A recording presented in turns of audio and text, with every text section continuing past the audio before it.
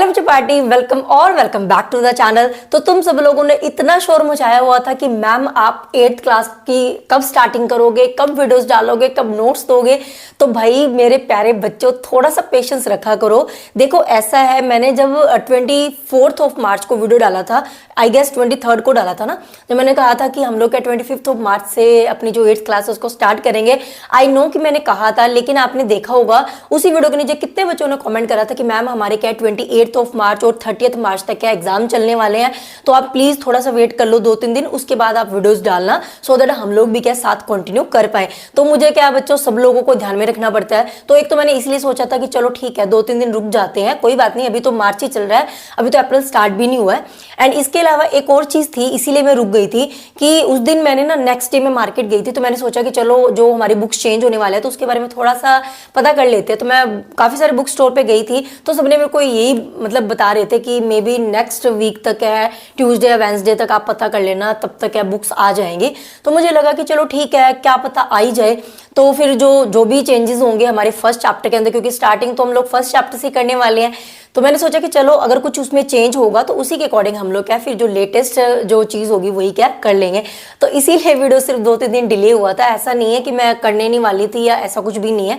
तो नोट्स मैंने स्टार्ट कर दिए हैं बनाना, वो भी आपको जल्दी मिल जाएंगे। तो चलिए बच्चों, आज हम लोग क्या हमारा जो फर्स्ट चैप्टर है उससे हमारी 8th क्लास की इस सेशन की स्टार्टिंग कर लेते हैं। आई होप कि इस बार भी 8th क्लास की साइंस और मैथ्स हम लोग क्या बहुत अच्छे से कर लेंगे। तो यहाँ पे बच्चों हमारा जो फर्स्ट चैप्टर है that is the crop production and the management. तो यहाँ पे मैं क्या थोड़ा सा आपको आइडिया दे देती हूँ कि इस चैप्टर के अंदर मेन चीजें रहने क्या वाली हैं। तो देखो बच्चों, अभी तक हमने क्या 7th क्लास के अंदर पढ़ा था कि जो ह्यूमन बींग्स है, हम लोग हो गए या मोस्टली जितने भी लिविंग ऑर्गेनिजम्स हैं, वो क्या अपने खाने के लिए दूसरों पे डिपेंड करते हैं।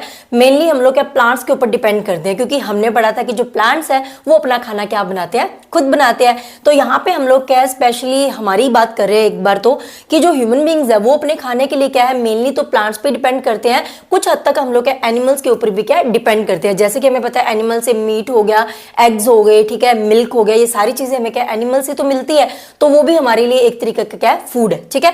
तो यहाँ पे हमने क्या देखना है कि हम लोग हमारे फूड के लिए दो चीजों पे डिपेंड कर रहे हैं, एक है plants and second one is the animals. तो इनसे हम लोग हमारे फूड को कैसे लेते हैं, क्या क्या काम हमें करने पड़ते हैं सो दैट प्लांट से हम लोग हमारा जो फूड है एंड जो अदर प्रोडक्ट्स है वो ले पाए, और इसी तरीके से एनिमल से कैसे हम लोग अपना फूड लेते हैं। तो इस चीज पूरी चीज को हमने क्या इस चैप्टर के अंदर क्या स्टडी करना। तो सबसे पहले देख लेते हैं कि प्लांट से हम लोग अपना जो फूड है वो कैसे ऑब्टेन करते हैं, उसके लिए क्या क्या चीजें करनी पड़ती है। तो यहाँ पे बच्चों सबसे पहले हम लोग क्या पढ़ने वाले हैं crop production and the management. तो सबसे पहले हम लोग क्या समझ लेते हैं कि क्रॉप क्या होती है। अब देखो हमारे पास क्या है, हमारे घर पे भी क्या होता है, छोटा सा कई गार्डन बना होता है, कईयों के घर में होता है मोस्टली, तो वहां पे क्या होता है कुछ प्लांट्स लगे, या हमारे घर के बाहर रोड पे भी क्या कुछ प्लांट्स लगे होते हैं। तो इसका मतलब वो क्या है, वो प्लांट्स वहां पे लगे हुए हैं, लेकिन वो क्रॉप नहीं है। क्रॉप हम लोग किसको बोलते हैं बच्चों, जब हमारे पास क्या होता है एक बहुत बड़े लार्ज एरिया के अंदर, यानी कि काफी बड़े एरिया के अंदर क्या एक ही टाइप के काफी सारे प्लांट्स जब वहां पे ग्रो करवाए जाते हैं, उगाए जाते हैं ना, तो उसको हम लोग क्या बोलते हैं क्रॉप। तो यहाँ पे मैंने डेफिनेशन में क्या लिखा है, ये हमारी एनसीईआरटी की बुक में लिखा हुआ है, when plants of the same kind, एक ही टाइप के जो प्लांट्स होते हैं ना, are cultivated at one place on a large scale. जब एक बहुत बड़े स्केल के ऊपर क्या है एक ही जगह के ऊपर एक ही टाइप के काफी सारे प्लांट्स को क्या है कल्टीवेट किया जाता है, यानी कि उनको क्या उगाया जाता है, तो उसको हम लोग क्या बोलते हैं क्रॉप, ठीक है। अब जैसे मैंने आपको अभी एग्जांपल दी कि ऐसे नहीं है कि जैसे हमारे घर पे होता है कुछ फ्लावर्स लगे होते हैं कुछ एक टाइप के, कुछ और लगे हुए, कुछ वेजिटेबल्स लगी हुई हैं, तो वहां पे वो क्या हमारी क्रॉप नहीं है, क्योंकि वहां पे एक टाइप के सिर्फ 2-3 प्लांट्स हैं, बहुत सारे नहीं है, ठीक है। तो ये चीज आपने माइंड में रखनी है। तो यहाँ पे बच्चों ये तो हमारी बुक के अंदर डेफिनेशन दी हुई है, और यहाँ पे मैंने क्या इसके एक इजी डेफिनेशन और भी लिख दिया कि क्रॉप हम किसे कह सकते हैं, plants of the same kind grown in the one area. एक ही एरिया के अंदर जब क्या है एक ही टाइप के काफी सारे प्लांट्स को ग्रो करवाया जाता है, तो that is called the crop. अब मान लीजिए मैंने बोला कि व्हीट क्रॉप, अगर मैं बोल रही हूं व्हीट क्रॉप, तो इसका मतलब हमने खुद अंडरस्टैंड करना है कि एक क्या बहुत बड़ा एरिया है, उसके अंदर क्या जितने भी वहां पे क्या प्लांट्स है ना, हमारे सारे के सारे हमारे किसके हैं, व्हीट प्लांट्स हैं, ठीक है। तो इसका मतलब ये है जब भी हम लोग बोलेंगे कोई भी क्रॉप, राइस क्रॉप कोई भी है, तो वहां पे राइस ही राइस है, है, ठीक है, सारे प्लांट्स राइस के हैं। अगर हम बोल रहे हैं वहां पे क्या है वीट के, तो वहां पे सारे प्लांट्स क्या है वीट है, ठीक है। अब हमारे पास बच्चों नेक्स्ट है क्लासिफिकेशन ऑफ द क्रॉप्स, कि जो क्रॉप्स होती है ना उनको हमने क्या क्लासिफाई किया है। अब जैसे कि मैंने पहले भी आपको बताया था, जब भी हम लोग किसी चीज को क्लासिफाई करते हैं ना तो डिपेंड करता है कि किस बेस पे उसको हम लोग क्या क्लासिफाई कर रहे हैं। तो यहाँ पे हमने क्या क्रॉप्स की जो कैटेगरीज बना रहे हैं ना वो बना रहे हैं बेस्ड ऑन द सीजन, कि अलग अलग सीजन के अंदर अलग अलग क्रॉप्स जो हम लोग क्या ग्रो करवाते हैं उसके बेस पे बच्चों हमने क्या यहाँ पे क्रॉप्स की क्लासिफिकेशन करी है। क्योंकि हमें पता है कि देखो हम लोग क्या हमारे आसपास भी देखते हैं, अगर आप गाँव वगैरह कहीं गए हो तो आपको पता ही होगा वहां पे क्या मोस्टली जो एग्रीकल्चर है वो करी जाती है। तो वहां पे आपने देखा कि ऐसे तो नहीं होता ना कि पूरे साल एक ही टाइप की जो क्रॉप्स है वो उगा रहे हैं।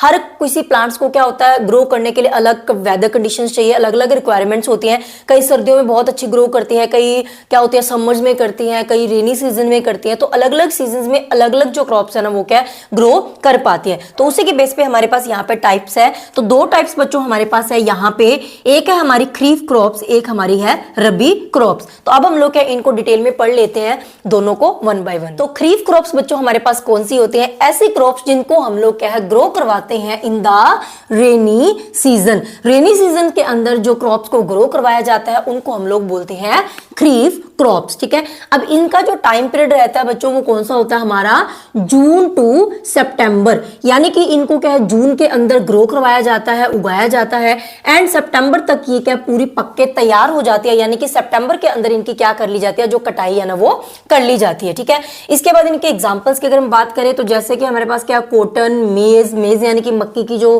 क्रॉप्स होती है, सोयाबीन हो गया, पैडी हमारे पास क्या होता है राइस, ठीक है। तो राइस की जो क्रॉप्स होते हैं उनको पैडी क्रॉप कहते हैं। तो ये इनकी क्या कुछ एग्जांपल्स है। अब यहाँ पे बच्चों मैं ना थोड़ी सी आपको याद करवा देती हूँ जुगाड़ लगा के, जैसे मैं हमेशा आपको याद करवाती हूँ क्योंकि भाई कंफ्यूजन होता है, याद नहीं रहता है।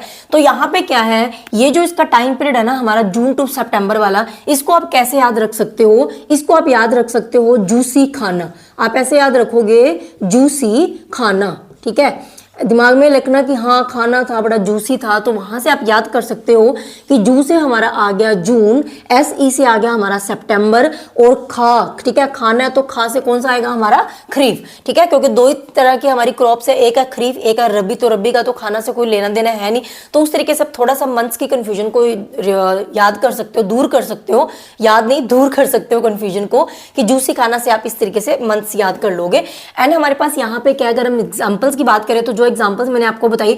अब यहाँ पे ना ये 1 मार्क्स के क्वेश्चन आपको आते हैं, बहुत ज्यादा इंपॉर्टेंट है, बट एग्जाम में जाके हमें बहुत कंफ्यूजन होते हैं, याद ही नहीं रहता, जितने मर्जी रट्टे लगा लो फिर भूल जाओगे। मतलब मैं तो भूल जाती थी हमेशा, अभी भी भूल जाती हूँ, तो मैं तो इसी ट्रिक से याद रखती हूँ। अगर आपके लिए यूजफुल हो तो आप भी इस ट्रिक से याद कर सकते हो, मैंने सोचा कि आपसे शेयर कर लूँ। तो यहाँ पे क्या है जैसे कि ये लाइन आपने याद करनी है, हम लोग ना किसी के लिए बोल रहे हैं, कोई बंदा है जरा बीमार था, अब कोई हालचाल पूछा तो हम कह रहे हैं कि वो ना कोमा में सोया पड़ा है, ठीक है, कोमा में सोया पड़ा, हिंदी की लाइन है मैंने इंग्लिश में लिखी है, कोमा में सोया पड़ा, कि कोई कोमा में सोया पड़ा है। तो यहां से आप याद कर सकते हो सीओ से हमारा क्या आएगा कॉटन, तो यहाँ पे सीओ से कॉटन आ रहा है, ठीक है। एम ए से हमारा वैसे ना कोमा तो मैंने इसी के लिए लिखा है यहाँ पे, तो सीओ, ये सीओ से स्टार्ट हो रहा है तो सीओ से कोमा वाला हमारा होगा कॉटन के लिए। मे की जो मैंने लिखा है यहाँ पे ये होगा हमारा मेज, ठीक है, मे लिखा है मैंने MEIN, आप चाहो तो MAIN से भी याद कर लग सकते हो, मतलब ये मैंने हिंदी वाला मैं लिखा है कोमा में सोया पड़ा, ठीक है, मे सॉरी दूसरा आ गया ये वाला कोमा में सोया पड़ा, ठीक है। तो वहां से ME से आप याद कर लोगे कि MAY वाला मेज यही है, सोया से सोयाबीन, ठीक है, और पड़ा से हमारा आएगा पैडी, ठीक है, यानी कि राइस। तो इस तरीके से बच्चों आप क्या है सारी जो ये क्रॉप्स है ना एक तरीके से याद कर सकते हो कि कौन कौन सी एक कैटेगरी की आपकी क्या क्रॉप्स है। दूसरे अगर हम यहाँ पे बात करें हमारी कौन सी है रबी क्रॉप्स, तो रबी क्रॉप्स कौन सी होती है? Crops grown in the winter season, वो वाली क्रॉप्स बच्चों जिनको क्या विंटर सीजन में यानी कि सर्दियों के अंदर उगाया जाता है उनको हम लोग क्या बोलते हैं रबी क्रॉप्स, ठीक है। तो इनका जो टाइम पीरियड रहता है वो हमारा क्या होता है अक्टूबर टू मार्च होता है, यानी कि अक्टूबर के अंदर इनको क्या बीजा जाता है एंड मार्च के अंदर ये क्या है, इनकी जो कटाई है ना वो क्या कर ली जाती है। ठीक है, तो इसका जो टाइम पीरियड है इसको आप याद कर सकते हो इस तरीके से, OMR शीट हम लोग क्या पेपर में फिल करते हैं ना, OMR शीट आप 10th क्लास में भी फिल करोगे, या अगर अभी तक आपने कोई कॉम्पिटिटिव एग्जाम दिया तो आप देखते हो OMR शीट होते हैं, उसमें सर्कल्स फिल करने होते हैं, तो वो वाली, तो OMR शीट से आप याद कर सकते हो। O से हमारा है अक्टूबर, M से है मार्च और R का मतलब क्या है, हमारी रबी क्रॉप्स। ठीक है, तो OMR से याद कर लोगे। उसके अलावा क्या है, एग्जांपल्स की बात करें तो यहाँ पे क्या है, मस्टर्ड हो गया, लिंसीड, लिंसीड यानी कि अलसी जो होती है, पी वीट, ठीक है, एंड ग्राम, ग्राम का मतलब क्या होता है, चने जो होते हैं। ठीक है, अब यहाँ पे क्या है, इसको कैसे याद कर सकते हो, तो इसको आप इस लाइन से याद कर सकते हो।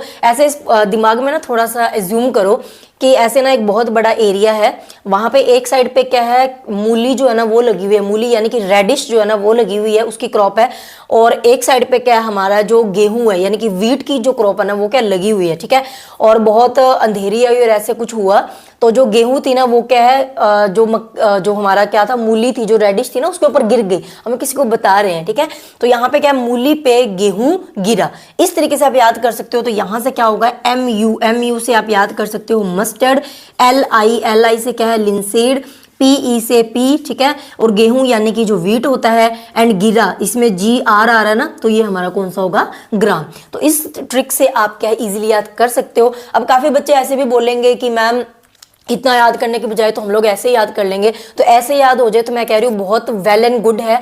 अगर किसी को मेरे जैसे जल्दी से याद नहीं होता ना तो भाई इस तरीके से याद कर सकते हो। एक बार ही थोड़ी सी मेहनत लगेगी, बाद में फिर कंफ्यूजन नहीं क्रिएट होगी कभी भी कि कौन सी एक कैटेगरी क्या कौन सी एक कैटेगरी, क्योंकि जब MCQs क्वेश्चन आते हैं ना कि which of the following is an example of rabi crop और ये क्रॉप, तो तब बड़ी कंफ्यूजन होती है, याद ही नहीं रहता कि कौन सी किस में आएगी। तो इस तरीके से एक ये हमें पता चल जाएगा इस लाइन से कि हाँ ये एक इस तरीके की है और ये सारी एक ही सीजन की है, तो इस तरीके से याद कर सकते हो आप। सो नेक्स्ट बच्चों हमारे पास है एग्रीकल्चर प्रैक्टिसेस। अब ये क्या होती है, देखो प्रैक्टिसेस वर्ड का मतलब क्या होता है, कोई ऐसा काम जो हम लोग का डेली बेसिस पे करते हैं, that is called the practices. ठीक है, अब यहाँ पे एग्रीकल्चर प्रैक्टिसेस का मतलब क्या होता है कि वो स्टेप्स जो क्या कोई भी एक फार्मर जो है ना, जब वो क्या क्रॉप प्रोडक्शन करता है यानी कि किसी भी क्रॉप्स को वो उगा रहा है, तो बिल्कुल स्टार्टिंग से लेकर एंड तक वो जिन जिन स्टेप्स को क्या फॉलो करता है to grow the crops and to take care of them, यानी कि उनकी देखभाल करने के लिए जब तक क्या है वो रेडी ना हो जाए टू ईट और सेल,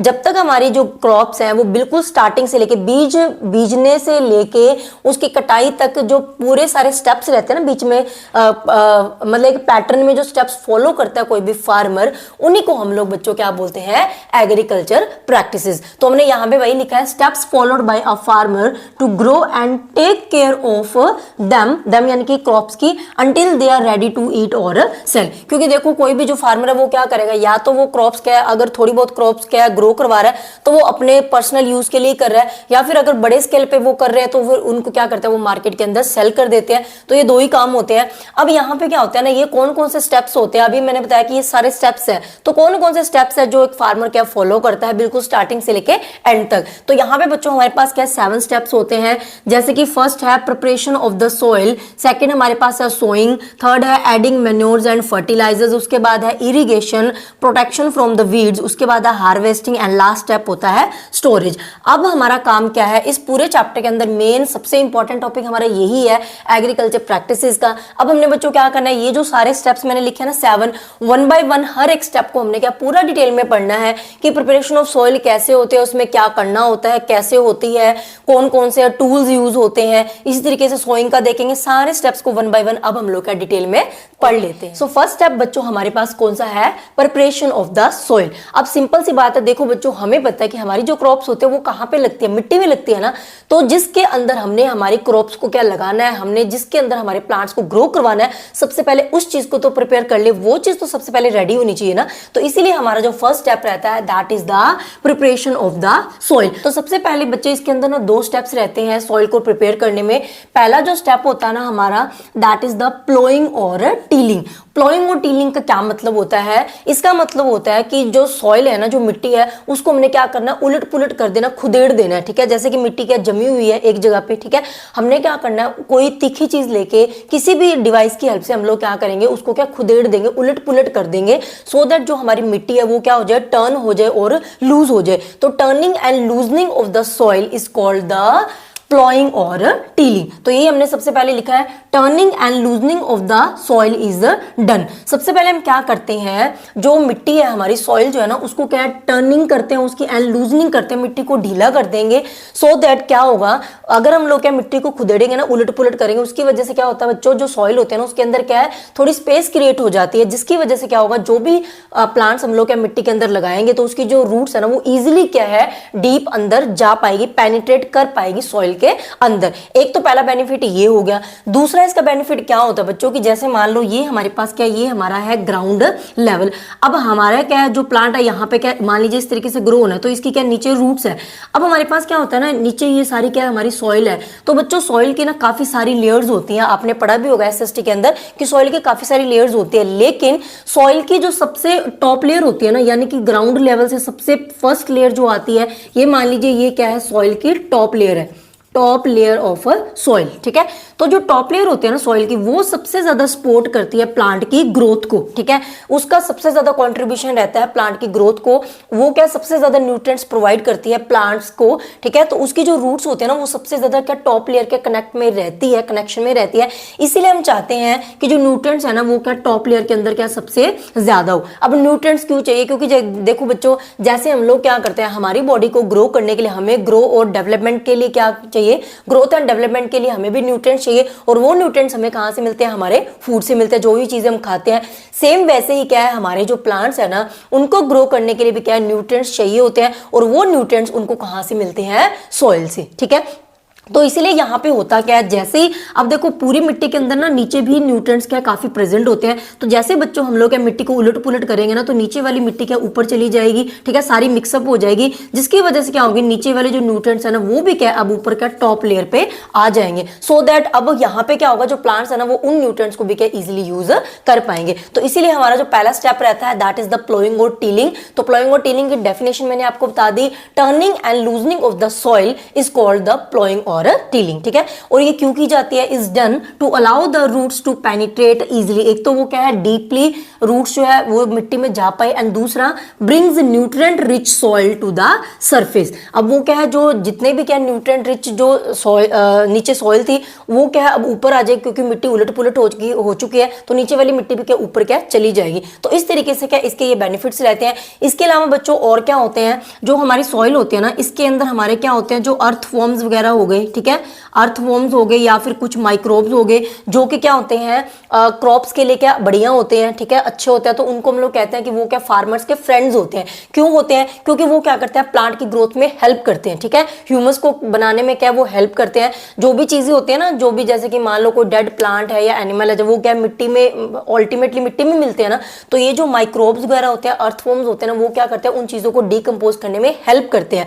तो अगर ये मिट्टी के अंदर क्या अच्छे से ग्रो कर पाएंगे, माइक्रोब्स हो गए, माइक्रोब्स यानी कि माइक्रो ऑर्गेनिजम्स हो गए या अर्थवॉर्म्स हो गए, जितना वो ग्रो कर पाएंगे उतना ही वो क्या डेड जो चीजें हैं उनको क्या डिकम्पोज करने में फार्मर की हेल्प करेंगे। ठीक है, उससे क्या होता है, हमारी जो सॉइल है ना वो क्या ज्यादा फर्टाइल बनती है। समझ रहे हो ना, तो इसीलिए यहाँ पे क्या होगा, दूसरा इसका बेनिफिट, तीसरा इसका बेनिफिट और क्या है प्लोइंग और टीलिंग का, क्योंकि बच्चों जो सॉइल थी वो क्या है थोड़ी उसमें स्पेस क्रिएट होगी, पोरस बन गई ना, वो उसमें स्पेस क्रिएट होगी, क्योंकि हमने मिट्टी को उलट पुलट करा, स्पेशियस बन गई। इसकी वजह से क्या होगा, जो अर्थवॉर्म्स और माइक्रोब्स है ना वो भी क्या मिट्टी के अंदर क्या अच्छे से ग्रो कर पाएंगे। क्यों कर पाएंगे, क्योंकि मिट्टी के अंदर क्या स्पेस क्रिएट होगी, तो एयर क्या उसके अंदर एंटर कर पा रही है, एयर यानी कि ऑक्सीजन जा पा रही है। तो अगर ऑक्सीजन क्या अर्थवॉर्म्स और माइक्रोब्स को मिलेगी तो वो क्या है ऑब्वियसली वहां पे क्या ग्रो करेंगे। ठीक है, तो इस तरीके से क्या होता है, काफी सारे बेनिफिट्स होते हैं हमें जो मिट्टी है उसको क्या लूज करने के या उसको उलट पुलट करने के। ठीक है, उसके बाद बच्चों हमारे पास क्या है, ये काम करने के लिए हम लोग कौन कौन से डिवाइसेस को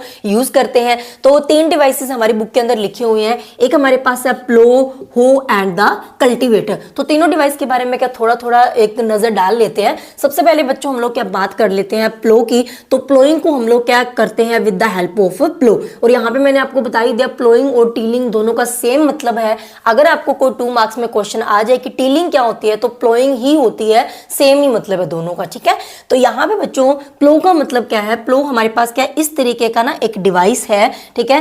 तो ये क्या होता है, ट्रेडिशनल टूल है, यानी कि पहले इसको काफी ज्यादा यूज किया जाता था। आज के टाइम में तो क्या मशीन्स की हेल्प से ये काम बहुत इजीली कर लिया जाता है, पहले ज्यादा यूज किया जाता था। तो ट्रेडिशनल टूल है मेड ऑफ द वुड और आयरन। ये क्या है, वुड का भी बना हो सकता है, आयरन का भी बना हो सकता है। ऑपरेटेड बाय द एनिमल्स और द फार्मर्स, या तो क्या करते थे जो फार्मर्स थे खुद ही क्या उसको क्या चलाते थे, ठीक है, या फिर क्या थे जो एनिमल्स है उनकी हेल्प से क्या है जो प्लो है उसको क्या चलाया जाता था खेतों के अंदर, ठीक है, मिट्टी को लूज करने के लिए। तो यहाँ पे बच्चों अगर इसकी थोड़ी सी स्ट्रक्चर पे नजर डालें तो इसमें क्या होता है, इस तरीके से एक ना ऊपर डंडा टाइप सा होता है जिसको हम लोग क्या बोलते हैं, प्लो शाफ्ट, ठीक है। उसके नीचे क्या होता है, इस तरीके से एक हमारे पास शेप बनी हुई, आप देख रहे हो, ठीक है। मैंने पूरी कोशिश करी है बनाने की, क्योंकि हमारे पास स्मार्ट बोर्ड तो है नहीं कि इजीली मैं सारी चीजें बहुत बढ़िया से दिखा पाऊं, लेकिन यहाँ पे फोटो अटैच कर दूंगी तो कुछ इस तरीके से दिखता है। हमारी बुक के अंदर ये क्या है जो इमेज है वो क्या दिखाई गई है, ठीक है।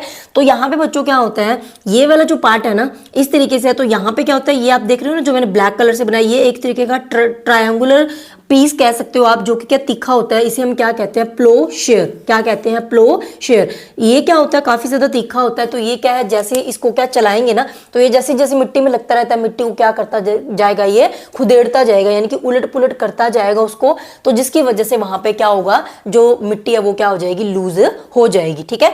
और यहाँ पे क्या होता है, बाकी सारी चीजें मैंने आपको बताई दी। तो ये क्या एनिमल्स और फार्मर की हेल्प से क्या इसको क्या चलाया जाता था। अब बच्चों हम लोग क्या दूसरा जो हमारा है ना डिवाइस हो उसको देख लेते हैं, एंड देन हम लोग क्या देखेंगे कल्टीवेटर। तो दूसरा डिवाइस जो क्या पहले पुराने टाइम में क्या यूज किया जाता था फॉर द प्लोइंग और tilling, that is called the हो, ठीक है। तो इसमें ई बच्चों साइलेंट रहता है, हो इसको बोलते हैं। Traditional tool made of the iron और वुड, ये भी क्या आयरन या वुड का क्या बना होता था, and it is pulled by the animal. ये क्या है मोस्टली एनिमल्स के द्वारा ही क्या जो पुल किया जाता था, यानी कि चलाया जाता था। तो कुछ इस तरीके से दिखता, आप यहाँ पे फोटो भी देख सकते हो जो हमारी बुक में दिखाई गई है, एनसीईआरटी की बुक में। तो यहाँ पे बच्चों क्या होता है, एक बड़ी सारी ये रोड है, लॉन्ग रोड है हमारी, ठीक है। इसके नीचे ये वाला जो पार्ट आप देख रहे हो ना, ये हमारा क्या होता है, बहुत ज्यादा तीखा पार्ट होता है। बेंट प्लेट जो होती है, जो कि क्या करता है, एक ब्लेड का काम करता है। तो ये जब मिट्टी में क्या लगता है ना ऐसे, तो उसकी वजह से जो मिट्टी है वो क्या है, उलट पुलट होती रहती है, ठीक है। उसके बाद हमारे पास क्या यहाँ पे तीसरा डिवाइस जो है दैट इज द कल्टीवेटर। तो कल्टीवेटर बच्चों क्या कुछ इस तरीके से दिखता है, यानी कि इसमें ना काफी सारे ऐसे नीचे आयरन कैसे बने होते हैं, आप देख रहे हो फोटो के अंदर भी।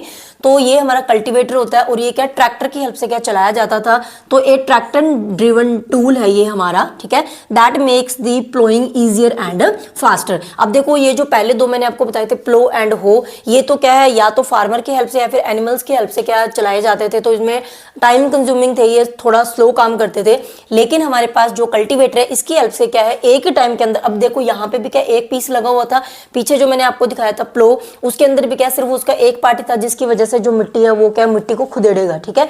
लेकिन यहाँ पे कल्टीवेटर में आप देख सकते हो एक ही टाइम में कितने सारे ऐसे लगे हुए हैं, जैसे फोटो में देख सकते हो। तो एक ही साथ क्या होता है, काफी सारी मिट्टी जो है ना उसको क्या हम लोग क्या लूज कर सकते हैं। एंड क्योंकि ट्रैक्टर की हेल्प से चलेगा तो ये क्या टाइम सेविंग भी है, तो इसीलिए क्या इजियर भी है एंड फास्टर भी है, ठीक है। उसके बाद बच्चों हमारे पास क्या है, जो प्रिपरेशन ऑफ सॉइल है उसके अंदर पहला स्टेप जो हमारा था दैट इज द प्लोइंग और टीलिंग, यानी कि हमने क्या मिट्टी को उलट पुलट कर दिया, वो मिट्टी को लूज कर दिया। अब जो क्या होता है, जैसे ही मिट्टी को उलट पुलट किया जाता है ना, यानी कि खुदेड़ा जाता है, तब क्या होता है मिट्टी के ना बड़े बड़े, आप देख सकते हो बड़े बड़े पीसेस आपने देखे हो, जब हम किसी चीज को ऐसे मिट्टी को ऐसे तोड़ते हैं तो बड़े बड़े पीसेस से बन जाते हैं ना मिट्टी के। तो वो जो बड़े बड़े पीसेस होते हैं ना, यानी कि बिग क्लम्प्स जो होते हैं सॉइल के, उन्हें हम क्या बोलते हैं, क्रम्स। क्या बोलते हैं, क्रम्स, ठीक है। यानी कि सॉइल के बड़े बड़े जो पीसेस होते हैं ना दैट इज द क्रम्स। अब यहाँ पे क्या है, जैसे ये सॉइल है, हमने यहाँ पे मिट्टी को खुदेड़ा तो बड़े बड़े ऐसे पीसेस पड़े होंगे, ठीक है, जिसकी वजह से क्या होता है मिट्टी जो ना अभी भी वो क्या उबड़ खाबड़ है, यानी कि एक लेवल पे नहीं है। तो हमने क्या करना है, अभी क्या है जो वो लूज करी थी हमने सॉइल, उसको हमने क्या करना है, लेवल करना है, ठीक है।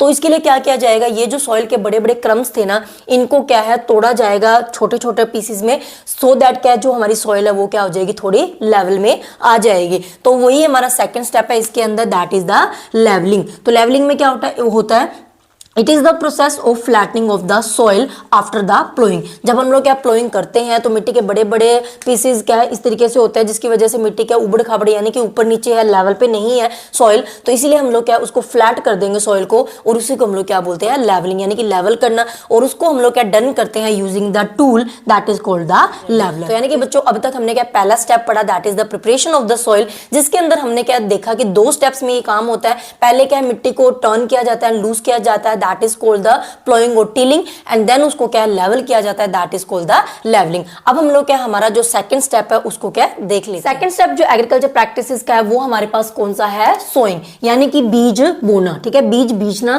That is called the sowing. So planting seeds in the soil, मिट्टी के अंदर हमने क्या सीड्स को प्लांट कर देना है सेकंड स्टेप के अंदर जब हमारी सॉइल क्या प्रिपेयर हो चुकी है। तो यहाँ पे बच्चों क्या होता है, सोइंग करने के लिए सबसे पहले फार्मर क्या करता है, गुड क्वालिटी जो सीड्स होते हैं ना, और जो सीड्स हेल्दी होने चाहिए, हाई हिल्ड होनी चाहिए, ऐसे सीड्स क्या किए जाते हैं, जो सिलेक्ट है वो किए जाते हैं। हाई हिल्ड का मतलब क्या है कि जब क्या पूरी क्रॉप्स क्या ग्रो कर जाएंगी, कट कर ली जाएगी, तो उसमें से क्या हमें जो भी ग्रेन्स वगैरह है जो ज्यादा मिले, तो ऐसे सीड्स हमने सिलेक्ट करने हैं, और हेल्दी होने चाहिए सीड्स। तो इसका हमें कैसे पता चलेगा कि वो हेल्दी है या नहीं है, तो हम क्या कर सकते हैं, गुड क्वालिटी या हेल्दी सीड्स का कैसे पता लगा सकते हैं कि मान लीजिए हमने क्या करा, कुछ सीड्स को ना पानी में डिप करा, ठीक है, या जो भी सीड्स आपके अपने पानी में डिप कर लिए, तो हमें पता है कि जो सीड्स क्या होंगे अंदर से खोखले हो जाते हैं ना, या किसी वजह से वो क्या खराब हो जाते हैं, तो वो क्या लाइट वेट हो जाते हैं, क्योंकि अंदर से खोखले हो जाएंगे, लाइट वेट हो जाएंगे, तो वो क्या उसमें पानी डाल दो सीड्स के अंदर, तो जो खराब सीड्स होंगे ना वो क्या पानी के ऊपर फ्लोट करने लग जाएंगे, और जो सही सीड्स होंगे वो क्या नीचे पड़े रहेंगे। तो वहां से हमें पता चल जाएगा कि कौन से सीड्स क्या हेल्दी नहीं है या खराब है,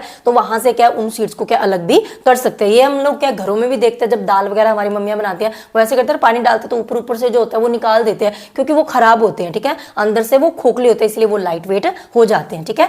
उसके बाद यहाँ पे क्या टूल्स कौन कौन से यूज करते हैं, तो उसके लिए भी क्या है, हर स्टेप के अंदर हम यही देखेंगे कि उसका क्या स्टेप है मेन, देन उसके लिए कौन कौन से टूल्स यूज किए जाते हैं। टूल्स के अंदर भी ट्रेडिशनल टूल्स देखेंगे एंड अब जो यूज कर रहे हैं उनको देखेंगे। तो ट्रेडिशनल टूल्स पहले इसके अंदर कौन से यूज करे जाते थे, फनल शेप्ड ना डिवाइसेस होते थे, जैसे आप यहाँ पे देख सकते हो फनल शेप, ये क्या फनल जैसी बनी हुई है ना ऊपर, तो ये फनल शेप डिवाइसेस होते थे। इसमें क्या यहाँ पे सीड्स क्या डाल दिए जाते थे, यहाँ से सीड्स इसमें डाले जाते थे, तो सीड्स क्या यहाँ से नीचे होते हुए क्या यहाँ पे नीचे क्या कुछ पाइप्स होती थी, जिनके जो एंड्स होते थे ना यहाँ पे जो एंड्स है वो क्या होते हैं, शार्प एंड्स होते हैं, ठीक है। तो यहाँ से क्या होता है, सीड्स जो होते हैं इन पाइप्स के अंदर जाएंगे, और ये जो एंड्स हैं वो क्या मिट्टी के अंदर सीधा जाएंगे, तो ये क्या होते हैं, तीखे होते हैं, इस वजह से ये क्या कर जाते हैं, पियर्स इनटू द सॉइल, यानी कि मिट्टी के अंदर क्या नीचे चले जाते हैं, and place the seeds there, और वहां पे जो सीड्स है उनको क्या कर देंगे, प्लेस कर देंगे। तो इस तरीके से क्या है, इस ट्रेडिशनल टूल की हेल्प से क्या जो सोइंग है वो क्या करी जाती थी। इसके अलावा एक और टूल है जो क्या अभी यूज करा जाता है, तो उसको भी हम लोग क्या देख लेते हैं। सो सेकंड डिवाइस हमारे पास अब कौन सा है, सीड ड्रिल। तो ये भी क्या होता है, ट्रैक्टर की हेल्प से क्या चलाया जाता है। So used with the tractors to sow seeds at correct depth and the spacing. अब ये क्या चीज है, देखो इसी ड्रिल जो होता है ना, ये क्या ट्रैक्टर की हेल्प से क्या चलाया जाता है, और इसकी हेल्प से क्या होता है, जो सीड्स हम क्या है सो करेंगे ना, वो क्या होंगे at correct depth and spacing पे होंगे। अब ये क्यों जरूरी है, क्योंकि देखो बच्चों जो सीड्स होते हैं ना उनको क्या करेक्ट डेप्थ पे क्या है बीज बीजना बहुत जरूरी है। ऐसा क्यों है, क्योंकि देखो अगर मान लीजिए ये हमारा क्या ग्राउंड लेयर है, अगर सीड्स क्या है बहुत ज्यादा नीचे चले जाएंगे ना, मतलब बहुत ज्यादा नीचे हमने क्या सो कर दिए, तो उसकी वजह से क्या होगा, वहां पे क्या है सीड्स को जर्मिनेट होने में क्या है प्रॉब्लम आएगी, अच्छे से वो जर्मिनेट नहीं हो पाएंगे। और इसके अलावा क्या उन्हें क्या न्यूट्रिएंट्स भी प्रॉपर नहीं मिलेंगे। क्यों नहीं मिलेंगे, क्योंकि हमने क्या पहले प्लोइंग कर दी थी फर्स्ट स्टेप के अंदर जब सॉइल को प्रिपेयर किया था, तो अब ज्यादा न्यूट्रिएंट्स क्या टॉप लेयर में है ना कि नीचे है। तो अगर बहुत ज्यादा सीड्स नीचे चले जाएंगे तो उन्हें न्यूट्रिएंट्स क्या नहीं मिलेंगे, तो ऑब्वियस सी बात है कि वो ग्रो भी उतना अच्छा नहीं कर पाएंगे। एंड तीसरी चीज क्या, यहाँ पे उनको सनलाइट भी नहीं मिलेगी। तो जो सीड्स होते हैं ना उनको जर्मिनेट करने के लिए सब कुछ चाहिए होता है, वाटर भी चाहिए होता है, सनलाइट भी चाहिए होता है, न्यूट्रिएंट्स भी चाहिए होते हैं, सारी चीजें चाहिए होती है। तो ज्यादा डीप में क्या है सीड्स को सो नहीं करना है। तो इसी सीड ड्रिल की हेल्प से क्या होता है ना, जो सीड्स है ना वो क्या करेक्ट डेप्थ पे, ना ज्यादा नीचे ना ही ज्यादा ऊपर, इस तरीके से वो क्या चले जाते हैं। क्यों, क्योंकि बहुत ज्यादा ऊपर भी सीड्स नहीं होने चाहिए, नीचे का मैंने बता दिया क्यों नहीं होने चाहिए, बहुत ज्यादा ऊपर भी नहीं होने चाहिए। क्यों, क्योंकि बच्चों अगर बहुत ज्यादा ऊपर, मान लीजिए सीड्स क्या बिल्कुल ऊपर ही है, सरफेस पे है, तो अगर वो मिट्टी से भी कवर नहीं हुए ना, तो वहां पे उनको क्या जो बर्ड्स वगैरह ना वो भी क्या खा सकते हैं, तो उनको क्या ग्रो करने का, जर्मिनेट होने का चांस ही नहीं मिलेगा, वो बर्ड्स पहले उनको खा जाएंगे, ठीक है। तो इसलिए जरूरी है कि वो करेक्ट डेप्थ के ऊपर जो सीड्स है सॉरी वो क्या सो होने चाहिए। उसके अलावा क्या है, स्पेसिंग पे क्यों होनी चाहिए, प्रॉपर स्पेसिंग पे होनी चाहिए। जैसे सीड्स है ये क्या प्रॉपर स्पेसिंग पे, कुछ स्पेस इनके बीच में होनी चाहिए, ऐसा ना हो कि सारे सीड्स बिल्कुल पास पास में, तो ये सीन नहीं होना चाहिए। क्यों, क्योंकि बच्चों अगर सीड्स क्या बिल्कुल पास पास में होंगे, तो मैंने अभी आपको बताया जो सीड्स होते हैं ना उनको जर्मिनेट होने के लिए क्या है वाटर चाहिए होता है, ठीक है। सनलाइट चाहिए होती है, न्यूट्रिएंट्स चाहिए होता है, सब कुछ चाहिए होता है। तो अगर सारे सीड्स बिल्कुल एक दूसरे के बिल्कुल पास पास में होंगे तो उनको उनके अंदर इन चीज़ों के लिए क्या रहेगा, कंपटीशन रहेगा। तो सबको क्या है, प्रॉपर जो अपने न्यूट्रिएंट है, सनलाइट है, सारी चीज़ें क्या प्रॉपर नहीं मिल पाएंगी। तो ये ज़रूरी है कि सीड्स क्या प्रॉपर स्पेसिंग पे एंड करेक्ट डेप्थ पे होनी चाहिए, ना ही ज़्यादा ऊपर होनी चाहिए, ना ही ज़्यादा डीप होनी चाहिए, ठीक है। एंड ऑब्वियस सी बात है कि इसको हम लोग क्या है, ट्रैक्टर की हेल्प से यूज़ करते हैं। तो ये क्या करता है, टाइम एंड लेबर दोनों ही क्या है हमारा सेव करता है। फार्मर्स की टाइमिंग भी बच जाती है और लेबर भी उनका बच जाता है। इसके बाद बच्चों हमारा जो थर्ड स्टेप है that is the adding manure and the fertilisers. तो ये तीसरा स्टेप है एग्रीकल्चर प्रैक्टिसेस का। पहला था हमारा preparation of the soil, second हमने देखा सोइंग, अब थर्ड हमारे पास है adding manure and the fertilisers. तो इस स्टेप को पूरा एक्सप्लेन करने से पहले इसमें बेसिक चीज क्या है वो मैं आपको बता देती हूँ, बाद में मैं आपको एक्सप्लेन करूंगी कि मैन्योर और फर्टिलाइजर्स होते क्या है। अभी देखो बच्चों, जैसे मैंने अभी आपको बार बार ये चीज बताई कि यहाँ पे जो मेन चीज है प्लांट्स की ग्रोथ के लिए वो कौन है, सॉइल ही है। क्योंकि सॉइल के अंदर हम सीड्स लगा रहे हैं, सारी कुछ चीजें क्या प्लांट्स को सॉइल से ही अल्टीमेटली मिलती है, चाहे वो पानी हो, चाहे वो न्यूट्रिएंट्स हो। नो डाउट सनलाइट उनको सन से मिल रही है, लेकिन बाकी की चीजें उन्हें क्या है हमारे सॉइल से मिल रही है। तो यहाँ पे क्या होता है ना, जब क्या है जो फार्मर्स होते हैं वो क्या करते हैं, ऑब्वियसली देखो फार्मर के पास उनकी प्रॉपर्टी क्या होता है, उनका लैंड ही होता है ना। तो उन्होंने तो अपने क्या है जो क्रॉप्स है वो क्या जो ग्रो करवानी है, क्रॉप्स क्या है वो उगाएगा ही उगाएगा। क्यों? क्योंकि भाई उनको भी अपना घर चलाना है, उनको भी पैसे कमाने हैं। तो सारी पर्पस को देख के वो भी अपना काम करेंगे ना, क्योंकि फार्मर्स का काम ही फार्मिंग करना है, ठीक है, यहीं से उनको अर्निंग करनी है। तो वो क्या करते हैं, क्रॉप्स पूरे साल ही लगाते हैं, मतलब लगाते ही हैं क्रॉप्स। एक टाइप की क्रॉप उन्होंने लगाई, जब वो क्या है कट कर ली उन्होंने, फिर वो बेच दी, फिर साथ के साथ क्या है और क्रॉप लगा दी। तो इस तरीके से चलता रहता है सिस्टम। तो इस वजह से क्या होता है ना, जो सॉइल होते हैं क्योंकि वो क्या कभी भी खाली रही नहीं, वो कभी भी क्या है अनकल्टिवेटेड थी नहीं। इस वजह से क्या होता है, जो भी क्रॉप्स उसके अंदर लगाएंगे फील्ड के अंदर, तो क्रॉप यानी कि प्लांट्स है ना अल्टीमेटली, तो वो प्लांट्स क्या करते हैं सॉइल में से जो न्यूट्रिएंट्स है ना उनको यूज किए जा रहे हैं। अब देखो बच्चों, जो सॉइल होती है ना उसके अंदर भी क्या होता है, न्यूट्रिएंट्स की एक लिमिटेड अमाउंट ही होता है ना। ऐसे तो है नहीं कि अपने आप बन जाएगा, सॉइल को थोड़ा टाइम लगता है वो जो न्यूट्रिएंट्स हैं उनको क्या दोबारा फुलफिल करने के लिए, यानी कि रिप्लेनिश करने के लिए उसमें टाइम लगता है। तो अगर सॉइल को हम लोग क्या है कभी खाली छोड़ेंगे ही नहीं, अगर किसान जो है वो क्या है क्रॉप्स लगाए जा रहे हैं, एक क्रॉप्स उगाई कट कर दिया फिर लगा दी, तो इस वजह से क्या होगा, जो सॉइल है वो क्या हो जाती है हमारी एक तरीके से फर्टाइल नहीं रहती है, क्योंकि उसके अंदर क्या न्यूट्रिएंट्स की बहुत कमी आ जाएगी। तो इस वजह से भी क्या होता है, सॉइल के अंदर जो न्यूट्रिएंट्स है ना उनकी क्या हो जाती है, डेफिशिएंसी हो जाती है, ठीक है।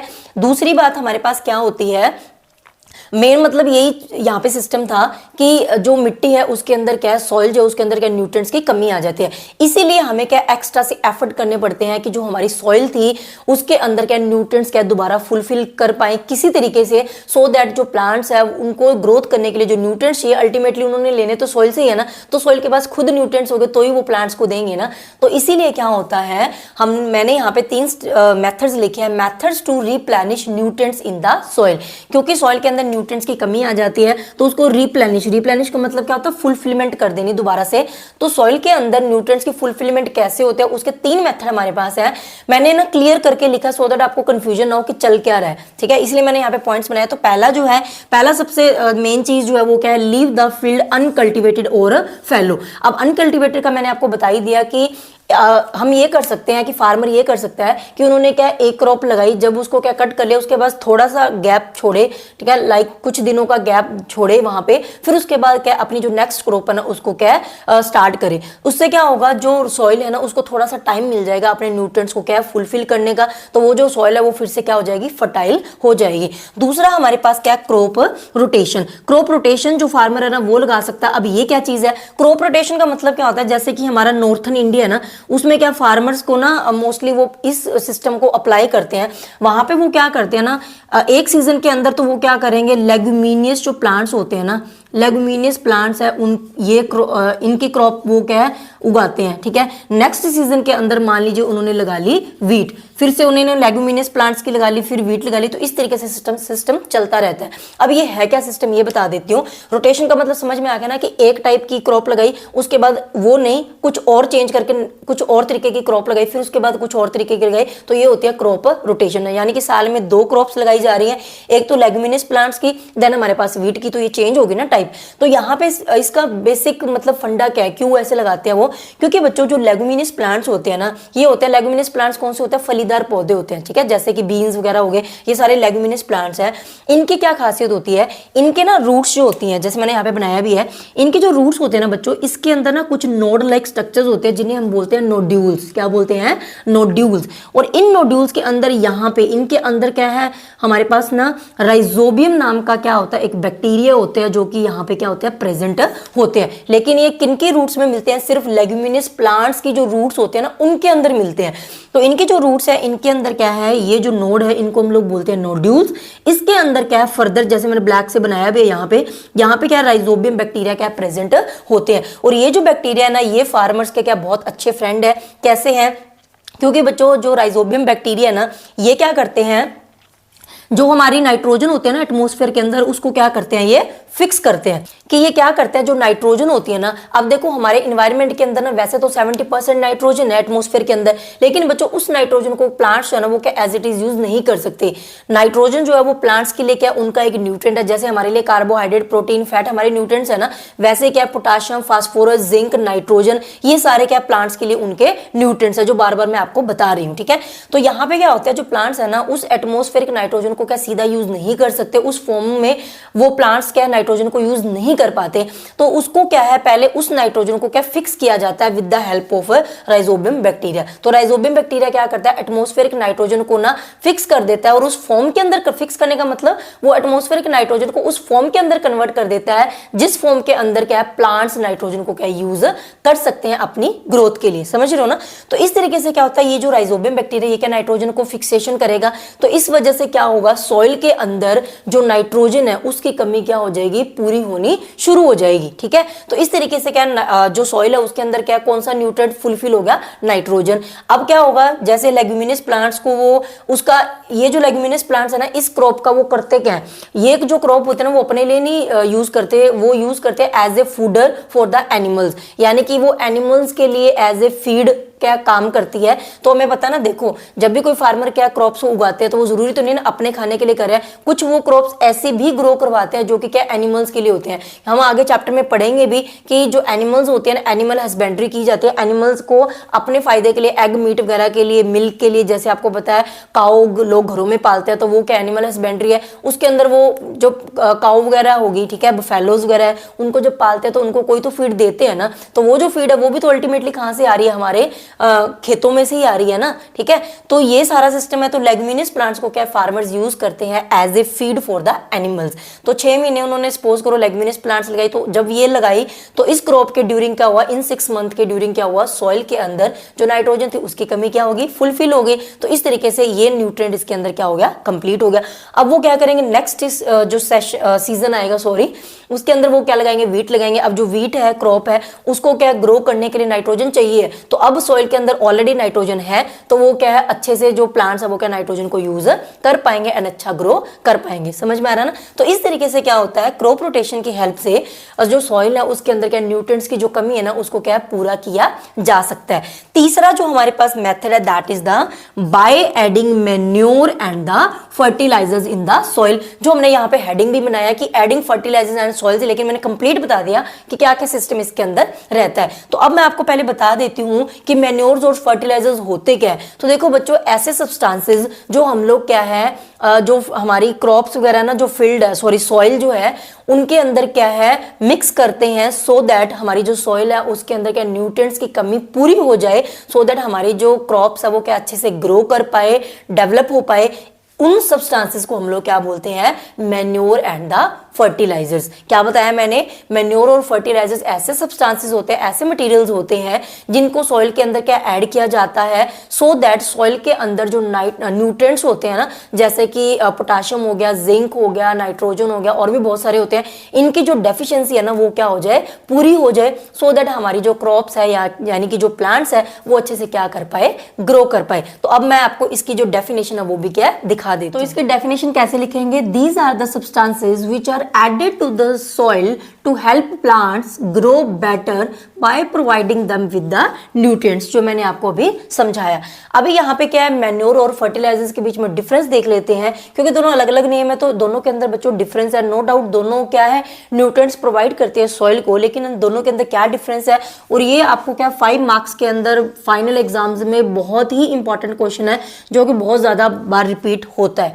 मैन्योर और फर्टिलाइजर्स के बीच में डिफरेंस लिखना है। सो मैन्योर क्या होती है हमारी, ये जो होती है ना, ये क्या नेचुरल सब्सटेंसेस से बनती है, लाइक द एनिमल वेस्ट हो गया, प्लांट रिमेन्स, लाइक जो कोई प्लांट है, ठीक है, उसकी टहनी टूट गई, गले सड़े पत्ते हो गए, उनसे मिलके, या फिर एनिमल जो वेस्ट होता है जैसे कि काउ डंग हो गया, ठीक है, तो ये सारी चीजें जो होती है ना, इनसे नेचुरल चीजें जो होती हैं उनसे मिलके हमारी क्या बनती है, मैन्योर। जबकि जो फर्टिलाइजर्स होते हैं ये क्या होते हैं, बनते हैं यूजिंग द केमिकल्स, इनके अंदर कोई नेचुरल चीज नहीं होती, इनको क्या केमिकल्स की हेल्प से क्या खुद क्या बनाया जाता है। दूसरा पॉइंट क्या है, it is prepared in the field, तो इसको क्या खेतों के अंदर यानी कि फील्ड्स के अंदर प्रिपेयर किया जाता है। ओपनली ओपन जो होता है ना, कोई खाली जगह है, वहां पे क्या होता है, जो एनिमल वेस्ट हो गया या प्लांट्स के रिमेन्स हो गए, कोई सब्जियों के छिलके हो गए, उनको क्या एक जगह इकट्ठा किया जाता है। थोड़े टाइम बाद उनके अंदर क्या अपने आप ही माइक्रो ऑर्गेनिजम्स पैदा हो जाते हैं, वो क्या करते हैं, फिर इनको क्या डिकम्पोज करना शुरू कर देते हैं, जिससे हमारी क्या बनती है, मैन्योर, ठीक है। तो ये फील्ड में बनती है, जबकि ये क्या होती है, प्रिपेयर की जाती है इन द फैक्ट्रीज, क्योंकि ये केमिकल्स की हेल्प से कर रहे हैं, तो ये क्या है, फैक्ट्रीज में प्रिपेयर होती है। उसके अलावा बच्चों मैन्योर के अंदर क्या है, it provides a lot of humus to the soil, ठीक है। तो ये ह्यूमस मैंने आपको बताया था, एक डार्क कलर का सब्सटेंस होता है, जो कब बनता है, by the decomposition of the animal waste and the animal waste होते हैं या फिर प्लांट्स के कोई वेस्ट होते हैं, उनसे जो चीज बनती है ना डिकम्पोज होने के बाद, that is called the humus. तो ये डार्क कलर का होता है। 7th क्लास में हमने फॉरेस्ट वाले चैप्टर में पढ़ा था, आपको याद हो तो ये क्या होता है, रिच इन न्यूट्रिएंट्स होता है। तो इसके अंदर क्या बहुत ज्यादा ह्यूमस है, क्योंकि जो मैन्योर है वो बनी किससे है, एनिमल वेस्ट और प्लांट वेस्ट से बनी है, तो उसी से क्या बनती है, हमारी ह्यूमस बनता है। So it provides a lot of humus to the soil, it does not provide any humus to the soil, क्योंकि इसके अंदर कोई नेचुरल चीज है ही नहीं, तो ये ह्यूमस कैसे प्रोवाइड कर सकते हैं, ठीक है। उसके बाद क्या है, less rich in the nutrients, तो इसके अंदर क्या होता है, जो न्यूट्रिएंट्स है वो क्या कम अमाउंट में रहते हैं as compare to the fertilisers. Fertilisers के अंदर बच्चों न्यूट्रिएंट्स क्या होते हैं, बहुत ज्यादा होते हैं। क्यों होते हैं, क्योंकि भाई इनको तो हमने इंटेंशनली केमिकल्स की हेल्प से बनाया ना, तो जो जो न्यूट्रिएंट्स हमें चाहिए होते हैं उसके अकॉर्डिंग केमिकल्स ऐड कर दिए जाते हैं, तो ये तो रिच इन न्यूट्रिएंट्स होते हैं, इसीलिए फर्टिलाइजर्स का बहुत कम अमाउंट यूज किया जाता है as compare to the manure, ठीक है। क्योंकि ये क्या होता है, स्ट्रॉन्ग होते हैं, केमिकल्स ही तो है इनके अंदर, और ये नेचुरल चीज है, तो इनके अंदर क्या होता है, न्यूट्रिएंट्स क्या थोड़े कम रहते हैं, ठीक है। उसके बाद क्या है, अगर एग्जांपल्स की बात करें तो जैसे कि कंपोस्ट हो गया या काऊ डंग हो गया। कंपोस्ट जो मैंने आपको बताया था कि हम क्या करते हैं, किसी एक जगह के ऊपर या फिर किसी पिट के अंदर नीचे गड्ढा खोद के ना, उसके अंदर क्या है, जो प्लांट के रिमेन्स होते हैं या फिर जो एनिमल वेस्ट होते हैं उसको कलेक्ट करते रहते हैं। थोड़े टाइम बाद उनके अंदर अपने आप क्या ऑर्गेनिजम्स प्रोड्यूस हो जाते हैं, माइक्रो ऑर्गेनिजम्स, फिर वो क्या करते हैं, उनको डिकम्पोज कर देते हैं, उसकी वजह से बनता है हमारी कंपोस्ट, या फिर काऊ डंग जो होती है उसकी हेल्प से भी क्या मैन्योर जो वो बनती है। और यहाँ पे क्या है, फर्टिलाइजर्स की अगर बात करें तो इनके एग्जाम्पल्स कौन सी है, जैसे कि यूरिया। तो इनके एग्जाम्पल्स बच्चों आपने अच्छे से याद करने के, फर्टिलाइजर्स की कौन कौन से एग्जांपल्स है। सो यूरिया है, एनपीके, ये 1 मार्क का क्वेश्चन आपको मिल सकता है।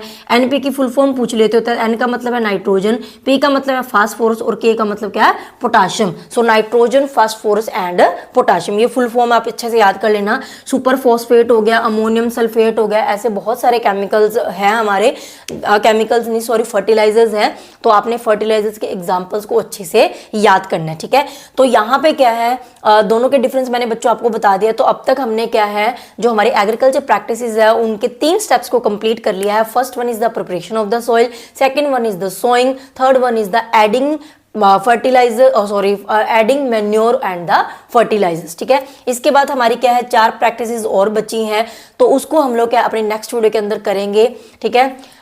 तो हम लोग क्या मिलते हैं बच्चों हमारी नेक्स्ट वीडियो के अंदर। आई होप कि अब तक जितना मैंने आपको समझाया सारा आपको अच्छे से समझ में आया है। इसके नेक्स्ट पार्ट के अंदर हम लोग क्या इस चैप्टर को खत्म कर लेंगे, एंड इस चैप्टर के नोट्स भी विद इन 1 and 2 days आपको क्या मिल जाएंगे, प्रॉमिस। एंड इसका जो सेकंड पार्ट का लिंक है वो भी आपको क्या नीचे डिस्क्रिप्शन बॉक्स में मिल जाएगा। तो चलिए बच्चों मिलते हैं हमारी नेक्स्ट वीडियो के अंदर। Till then take care, bye bye.